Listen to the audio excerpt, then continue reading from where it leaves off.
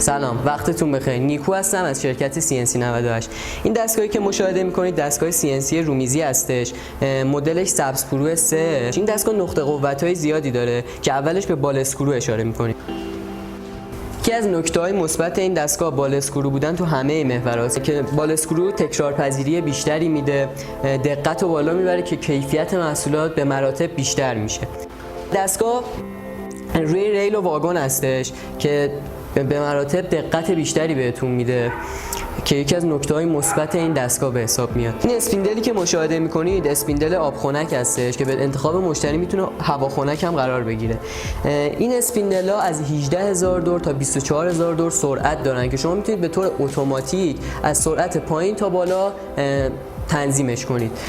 یکی دیگه از نکته‌های مثبت این دستگاه استپ موتورهای 22 کیلوگرمیش است که قدرت خوبی نسبت به این دستگاه به شما میده.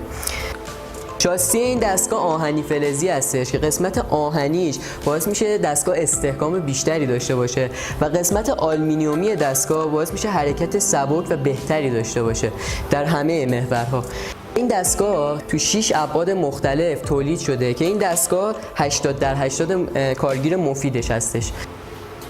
خیلی ممنون که وقتتون رو گذاشتید. ما رو در شبکه‌های اجتماعی دنبال کنید. موفق باشید. خدا نگهدار.